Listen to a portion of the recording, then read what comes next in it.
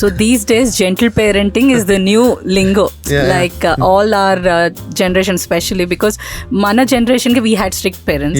So to our children, we want to give them, that gentle parenting, and we want to parent them in a very friendly manner. So do you think that it is actually possible? Because Bible also says that you have to discipline. Discipline time is different. కానీ ఇప్పుడున్న generation కిడ్స్కి అంత harsh parenting అవసరం లేదు. They can understand. నాకు అనిపిస్తుంది మనకి ఎంత జ్ఞానం లేదంటే మనం చిన్నప్పుడు అనిపిస్తుంది. నాకు చిన్నప్పుడు ఇప్పుడు మా బాబుకున్న మెచ్యూరిటీ నాకు లేదు. అంటే అప్పుడున్న లివింగ్ స్టైల్కి అప్పుడున్న దీనికి మనకి మెచ్యూరిటీ లేదు.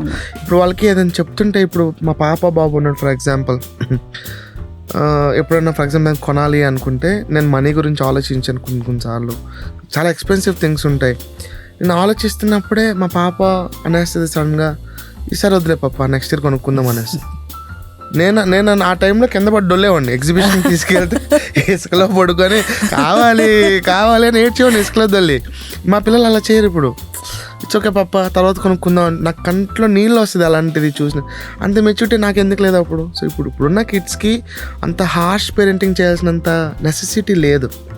బట్ ఎట్ టైమ్స్ కొన్నిసార్లు తప్పులు చేసినప్పుడు కొడతాము. వన్స్ ఇన్ ఏ వైల్, అంటే మేబీ 6 monthsకి ఒకసారి కొట్టే అవకాశం ఇస్తున్నారు వాళ్ళు. మనకేమో రోజు కొట్టించుకుందే మనకి డే అయ్యేది కాదు. So there is a generation difference ఉంది. వాళ్ళకి హార్ష్ పేరెంటింగ్ వర్కౌట్ అవ్వదు, అవసరం కూడా లేదు. వాళ్ళకి జెంటల్గా చెప్తే వింటారు, నేర్చుకుంటారు కూడా. మనకి మరేమో వాళ్ళు ట్రై చేయలేదేమో మనకు తెలియదు కానీ. To all the parents of our generation, you all are lovely, amazing. Please don't think that you've done a bad job. No. ఇంకోటి కూడా ఏంటంటే, మీరు అంత స్ట్రిక్ట్గా ఉండబట్టి ఈరోజు ఇలాగ ఉన్నాం మేము. మీరు అప్పట్లో స్ట్రిక్ట్గా లేకపోయింటే ఇంకెంత పాడైపోయేవాళ్ళం మనం, ఇంకా చెడిపోయేవాళ్ళం ఏమో అనిపించేది.